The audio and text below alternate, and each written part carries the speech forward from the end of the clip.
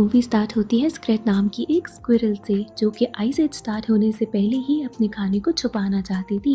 यहाँ पर ज़मीन पूरी सख्त बर्फ़ से भरी हुई थी, पर फिर भी वो कोशिश करती है कि खाने को ज़मीन में किसी तरीके से छुपा ले। यहाँ पर ज़मीन में एक बहुत बड़ी दरार आ जाती है और दूर दूर तक की माउंटेन्स पे पड़ी बर्फ़ गिरने लग जाती है। इस सब से घबराकर स्क्रेट वहाँ से भाग जाती है और भागते भागते एक खुले मैदान में आती है, जहाँ पर वो देखती है कि बहुत सारे मैमल्स माइग्रेट कर रहे हैं। इसी तरीके से एक मैमल के पाँव के साथ चिपक कर स्क्रेट भी वहाँ से चली जाती है। दूसरी तरफ हम देखते हैं एक स्लॉथ को, जिसका नाम सिड है। उसकी फैमिली उसको छोड़कर माइग्रेट कर गई थी। यहाँ पर सिड उदास होता है और सोचता है कि ठीक है, मैं खुद ही माइग्रेट कर लूँगा। चलते चलते सिड दो राइनो ब्रदर्स के पास पहुंचता है, जो कि अपना आखिरी सैलेड एंजॉय कर रहे थे। इसके बाद वो माइग्रेट करने वाले थे। यहाँ पर आकर सिड उनका सैलेड खराब कर देता है और आखिरी बचा फ्लावर भी खुद ही खा लेता है। अब इस हरकत से दोनों राइनो ब्रदर्स को बहुत गुस्सा आता है और वो सिड को मारने के लिए उसके पीछे भागते हैं। सिड अपनी जान बचाकर भागता है और ऐसे ही वो एक मैमथ, जिसका नाम मैनी है, उसके पास पहुंच जाता है। मैनी जब देखता है कि सिड की जान खतरे में है, तो वो उन दोनों राइनो ब्रदर्स को भगा देता है। अब सिड को ये बात समझ आ गई थी कि अगर वो सेफली माइग्रेट करना चाहता है तो उसे मैनी का साथ चाहिए होगा, जिसकी वजह से वो मैनी से कहता है कि मुझे अपने साथ ले चलो। मैनी तो उसे कोई भी लिफ्ट नहीं कराता और सिड थोड़ा उदास हो जाता है। वो वापस मुड़ता है तो देखता है कि दोनों राइनो ब्रदर्स उसका इंतज़ार कर रहे हैं, जिसके बाद वो डर के मैनी के साथ चल पड़ता है। दूसरी तरफ हम देखते हैं कुछ इंसानों को, जहाँ पर एक फैमिली अपने छोटे बेबी रोशान के साथ एंजॉय कर रही थी। दूर से दो टाइगर्स इन पे नज़र रखे हुए थे। उनमें से एक था लीडर सोटो और उसके साथ उसका दोस्त डिएगो। यहाँ पर पता चलता है कि इन लोगों ने सोटो के क्लैन के बहुत सारे टाइगर्स को मार दिया था, जिसकी वजह से सोटो अब बदला लेना चाहता था और उसका यही प्लान था कि वो रोशान को जिंदा खाकर इनसे बदला लेगा।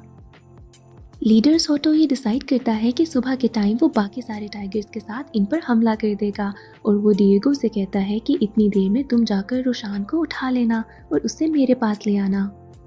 दूसरी तरफ सिड अभी भी कोशिश कर रहा था कि मैनी को किसी भी तरीके से इम्प्रेस कर सके। वो अपनी साइज़ की एक स्टिक लेकर आता है और मैनी से कहता है कि मुझे आग भी जलानी आती है। थोड़ी देर में बहुत ज़्यादा बारिश शुरू हो जाती है, जिसके बाद सिड बहुत कोशिश करने के बाद भी आग नहीं जला पाता और नाकाम और उदास होकर मैनी के पास जाता है और उसकी दुम के नीचे छुप जाता है। दूसरी तरफ हम स्क्रेट को भी देखते हैं, जो कि एक दरख्त में अपना खाना छुपाने की कोशिशों में थी। यहाँ पर उस पर बिजली गिरती है। अब सुबह हो जाती है और सोटो बाकी सारे टाइगर्स के साथ उन लोगों पर हमला कर देता है। इन दोनों में लड़ाई शुरू हो जाती है और डिएगो छुपकर रोशान के टेंट में जाता है ताकि रोशान को लाकर सोटो को दे सके। पर इससे पहले कि डिएगो रोशान को लेता, वहाँ पर उसकी मॉम आकर रोशान को लेकर वहाँ से भाग जाती हैं। डिएगो भी उनके पीछे पीछे जाता है। यहाँ पर एक क्लिफ के एंड पर पहुंचकर वो सोचती है कि अब क्या करे। डिएगो उसके पास था। इसके बाद रोशान को लेकर उसकी मॉम नीचे नदी में छलांग मार देती हैं। डिएगो वापस आके सोटो को बताता है कि कैसे बच्चा नीचे नदी में गिर चुका है। डिएगो की ये बात सुनकर सोटो को बहुत ज़्यादा गुस्सा आता है। वो डिएगो से कहता है कि अगर तुम बच्चे को मेरे पास वापस ढूंढ के ना लाए तो उस बच्चे की जगह मैं तुम्हें मार दूंगा। और इसके बाद वो एक लोकेशन देता है जहाँ पर डिएगो को उस बच्चे को लेकर पहुँचना होगा। दूसरी तरफ हम देखते हैं कि रोशान के फादर को एक गिरा हुआ लॉकेट मिलता है और वो उस लॉकेट को लेकर अपने बीवी बच्चे को ढूंढने के लिए निकल पड़ता है। दूसरी तरफ हम देखते हैं मैनी और सिड को, जहाँ पर सिड की नॉन स्टॉप बातों से मैनी बहुत ज़्यादा इरिटेट हो रहा था। जब वो नदी के किनारे पहुँचते हैं तो उनकी नज़र पड़ती है रोशान और उसकी मॉम पे। अब मैनी को देखने के बाद रोशान की मॉम किनारे पे रोशान को लेकर आती हैं और मैनी अपनी ट्रंक से उसे ऊपर कर लेता है। अब इस बच्चे को देखकर ये दोनों बहुत हैरान होते हैं। जब वो पीछे मुड़कर देखते हैं तो वहाँ पर रोशान की मॉम पानी में बह चुकी थी। अब ऐसे तो मैनी भी वापस मुड़ने लगता है, जिसके बाद सिड उसे कहता है कि इस बच्चे को तुमने बचाया है, इसलिए हमें मिलकर इसको इसके विलेज तक पहुंचाना होगा।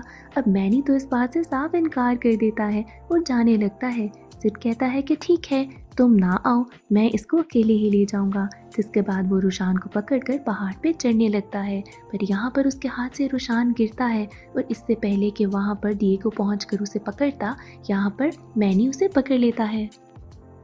डिएगो को समझ आ जाती है कि वो मैनी से मुकाबला नहीं कर सकेगा क्योंकि मैनी बहुत ही बड़ा था और बहुत ही पावरफुल लग रहा था।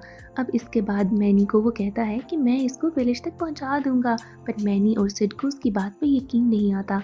जिसके बाद मैनी सिड से कहता है कि ठीक है, इसको हम इसके विलेज तक पहुंचा देंगे, पर एक शर्त पर कि इसके बाद तुम मेरा पीछा छोड़ दोगे। इसके बाद मैनी और सिड पहुंचते हैं इंसानों के विलेज तक, पर वहां पर जाकर उनको पता चलता है कि इंसान तो यहाँ से चले गए हैं। डिएगो यहाँ पर पहुंचकर उनको बताता है कि मैं जानता हूँ कि इंसान कहाँ गए हैं और इसीलिए मैं इसको वहाँ तक पहुँचा दूंगा। मैनी उसकी बात पर फिर से यकीन नहीं करता और कहता है कि सबको ही पता है कि ग्लेशियर के पीछे इंसान रहते हैं और हम इसे वहाँ पर ले जाएंगे खुद ही। डिएगो उसे कहता है कि तुम्हें तो पता है आइस एज की वजह से वो ग्लेशियर बंद हो जाएगा, पर मुझे एक शॉर्टकट के बारे में पता है जहाँ पर हम जल्द ही उसे अपने घर तक पहुँचा देंगे। अब मैनी और सिड इस बात पे उस पर यकीन कर लेते हैं और उसको अपने साथ लेकर चलते हैं। थोड़ी ही देर बाद रोशान रोने लगता है। इनको समझ नहीं आती कि क्या हो रहा है। मैनी सिड से कहता है कि इसका डायपर चेंज करो, पर डायपर चेंज करने के बाद भी रोशान चुप नहीं करता। जिसके बाद इन्हें समझ आ जाती है कि इसको भूख लगी है। खाना ढूंढने के चक्रों में इनकी नज़र पड़ती है एक वाटरमेलन पे, जिसको जब मैनी लेने के लिए जाता है तो वहाँ पर एक डोडो आकर उसे पकड़कर ले जाता है। ये लोग उसका पीछा करते हैं जहाँ पर वो देखते हैं कि एक जगह पर बहुत सारे डोडोज हैं और वो आइस एज के लिए अपना खाना इकट्ठा कर रहे हैं। एक जगह पर 3 वाटरमेलन्स पड़े थे। यहाँ पर मैनी उनसे कहता है कि एक वाटरमेलन दे दो क्योंकि बेबी को भूख लगी है, पर वहाँ पर डोडो का लीडर इनकार कर देता है। एक वाटरमेलन रोल होते हुए रोशान के पास खुद पहुंच जाता है, जिसके बाद डोडोज का लीडर उसे वापस छीनता है, पर छीना झपटी में वो वाटरमेलन क्लिफ से नीचे गिर जाता है। अब पीछे बचे थे 2 वाटरमेलन्स, जिनमें से एक सिड छुपाने की कोशिश करता है, पर वहाँ पर कुछ डोडोज आकर उसे वो छीनते हैं और छीना झपटी में वो वाटरमेलन डोडोज के साथ ही एक वार्म वाटर होल में गिर जाता है। अब बचा था लास्ट वाटरमेलन, जिसको सिड बहुत मुश्किलों से छीनता है और ज़मीन पर गिराकर तोड़ देता है। इसके बाद टूटे हुए वाटरमेलन को रोशान बहुत मज़े से एंजॉय करता है और बाकी के बच्चे डोडोज इसी धूप में क्लिफ से छलांग मार देते हैं। रात होती है और ये सारे लोग एक जगह पर रेस्ट करने लगते हैं। रात को डिएगो कोशिश करता है कि रोशान को चुरा ले, पर उसे आवाज़ आती है, जिसके बाद उसे पता चलता है कि एक बेबी टाइगर उसके पास आया है सोटो का मैसेज लेकर। डिएगो उसे बताता है कि वो बेबी को लेकर आ रहा है और इसके साथ ही साथ वो एक बहुत बड़ा मैमल भी लेकर आएगा। साथ ही जब उनकी नज़र मैनी पे पड़ती है तो वो डिएगो पे यकीन कर लेते हैं और ये मैसेज सोटो तक पहुँचाने के लिए वहाँ से चले जाते हैं। सुबह होती है और मैनी जब उठता है तो देखता है कि बेबी उसके पास नहीं है, जिसके बाद वो फौरन डिएगो से पूछता है कि बेबी कहाँ है। डिएगो को तो खुद नहीं पता था कि बेबी कहाँ गया है और हम देखते हैं कि सिड अपने कुछ फ्रेंड्स के साथ रोशान को मड बाथ दे रहा है। इसके बाद मैनी आता है और रोशान को उससे ले लेता है। यहाँ पर वो अपनी ट्रंक पर रोशान को खिलाता है और बहुत ही इंजॉय करता है। ऐसे ही हम देखते हैं कि मैनी को बेबी से बहुत ही ज़्यादा अटैचमेंट हो गई है। इसके बाद ये लोग सफ़र तय करते हैं ग्लेशियर तक, जहाँ पर रास्ते में डिएगो को अपने कुछ फ्रेंड्स के पाँव के निशान मिलते हैं। वो उनके निशानों को मिटाकर अपने पाँव के निशान बनाता है। साथ ही हम फिर से देखते हैं स्क्रेट स्क्विरल को, जो कि मैनी को इशारों में बता रही थी कि उसने यहाँ पर कुछ टाइगर्स को देखा है, पर मैनी उसके इशारों को नहीं समझ पाता और डिएगो यहाँ पर स्क्रेट को भगा देता है। तूफान में भी ये लोग बहुत मुश्किल से सफ़र करते हैं और फाइनली ग्लेशियर तक पहुँच जाते हैं। थोड़े ही आगे जाने के बाद डिएगो को रोशान के कुछ लोग नज़र आते हैं, जहाँ पर डिएगो घबरा कर इनको कहता है कि मुझे एक शॉर्टकट का पता है, पर मैनी और सिड उसकी बात पर यकीन नहीं करते। जिसके बाद डिएगो थोड़ा सा चिल्लाता है और ऊपर से ग्लेशियर्स की बनी बर्फ़ नीचे गिरने लगती है और ना चाहते हुए भी इनको डिएगो के बताए हुए शॉर्टकट पर चलना पड़ता है। इस शॉर्टकट में सिड थोड़ा सा अलग हो जाता है, जहाँ पर वो बर्फ़ में देखता है कि कितने मैमल्स मर चुके हैं। वहाँ पर उसे अपनी भी कुछ स्लॉथ फैमिलीज नज़र आती हैं। इसके बाद वो फिर से मैनी और डिएगो से मिलता है, जिसके बाद वो टनल में से होते हुए एक केव में पहुँचते हैं। उस केव में मैनी को बहुत ज़्यादा ड्राइंग्स नज़र आती हैं, जहाँ पर फैमिलीज बनी हुई थी। मैनी जैसे बहुत से मैमथ भी थे। यहाँ पर हमें मैनी की स्टोरी पता चलती है कि कैसे उसका भी एक घर था, उसकी भी फैमिली थी, जहाँ पर लोगों ने आकर अपनी आसानी के लिए उनको मारना शुरू कर दिया। मैनी खुद तो वहाँ से बच गया था, बट वो अपनी बीवी और बच्चे को नहीं बचा सका था। अब ये सोचकर मैनी बहुत ही ज़्यादा इमोशनल हो जाता है। रोशान मैनी के पास आता है और एक पेंटिंग को टच करता है, जिसके बाद वो मैनी के ट्रंक पर आकर हग करता है। मैनी इस तरह से उससे और भी ज़्यादा क्लोज हो जाता है।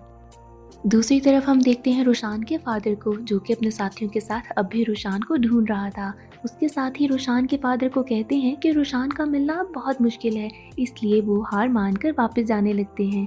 अब दूसरी तरफ ये तीनों तो अपना सफ़र तय कर रहे थे। सिड को अपने पाँव के नीचे कुछ गर्म महसूस होता है और यहाँ पर हम देखते हैं कि वॉल्केनो इरप्ट होने लगे हैं और हर तरफ से लावा आ रहा है। बर्फ बीच में से टूटने लगती है। यहाँ पर मैनी सिड को अपनी ट्रंक से दूर फेंक देता है ताकि वो सेफ हो जाए। इसके बाद वो रोशान को उठाकर जंप करता है और देखता है कि डिएगो पीछे रह गया। जब वो एक क्लिफ से दूसरी क्लिफ पर जंप करने लगता है तो मुश्किल से डिएगो नीचे लटक जाता है। मैनी यहाँ पर रोशान को सिड को पकड़ा कर पीछे जाता है डिएगो को हेल्प करने के लिए। वो डिएगो को तो ऊपर खींच लेता है, बट एंड टाइम पर क्लिफ टूट जाती है और मैनी नीचे गिर जाता है। सिड और डिएगो को तो लगता है कि मैनी शायद मर गया, पर यहाँ पर स्टीम प्रेशर की वजह से मैनी दोबारा से उनके पास पहुँच जाता है। इसके बाद डिएगो मैनी को थैंक यू बोलता है और हमें फील होता है कि शायद डिएगो को भी ये लोग पसंद आ गए हैं। इसके बाद ये लोग रात गुजारने के लिए एक केव में रुकते हैं, जहाँ पर रोशान अपने पहले बेबी स्टेप्स लेता है। ये सब कुछ देखकर बाकी सब बहुत खुश होते हैं और यहाँ पर सिड चलते हुए रोशान को अपनी तरफ आने को इशारा करता है, पर रोशान सिड के पास जाने की बजाय डिएगो के पास पहुँच जाता है और हमें फिर से फील होता है कि डिएगो भी कुछ अटैच हो गया है रोशान से।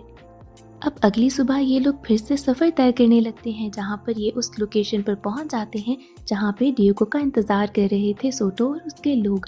यहाँ पर डिएगो भी अपने लोगों को देख लेता है और उसको फ़ौरन रियलाइज़ होता है कि मैनी, सिड और रोशान की जान खतरे में है। उसको फ़ौरन रियलाइज़ होता है कि इनको बचाना होगा, जिसके बाद वो मैनी और सिड को सारी की सारी सच्चाई बता देता है।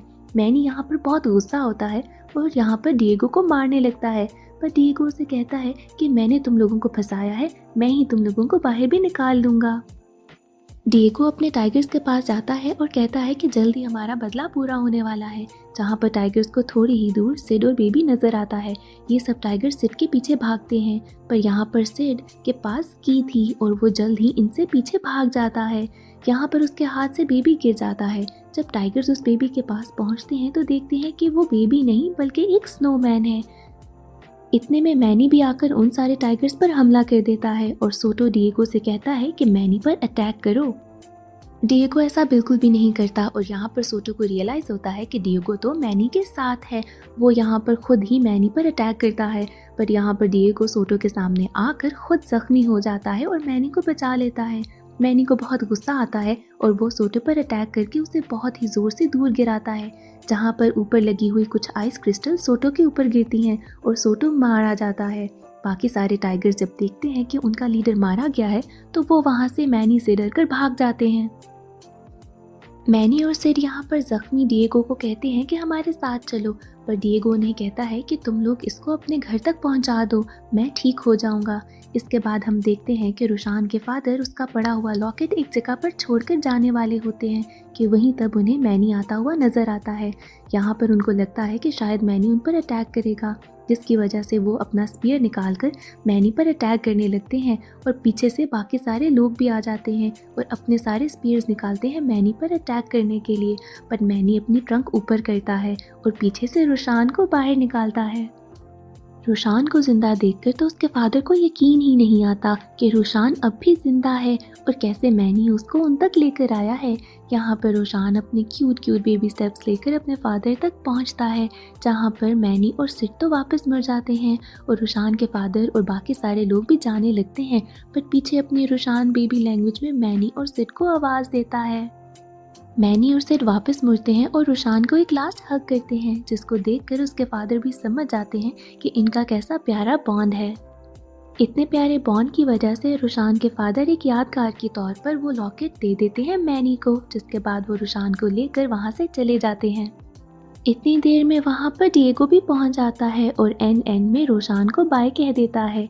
मैनी और सिड डिएगो को देखकर बहुत ज़्यादा खुश होते हैं और ये तीनों अपने रास्ते चले जाते हैं। मूवी का एंड सीन होता है 20,000 ईयर्स के बाद का, जहाँ पर स्क्रेट और उसका एक कॉर्न एक बर्फ में फंसे हुए थे। पानी की लहरें उसे एक आइलैंड पर ले जाती हैं जहाँ पर बर्फ पिघलने लगती है और यहाँ पर स्क्रेट इंतज़ार करता है कि बर्फ पिघले और वो अपना खाना खाए। यहाँ पर उसका खाना पहले ही पिघल जाता है और पानी की लहरों से दूर बह जाता है।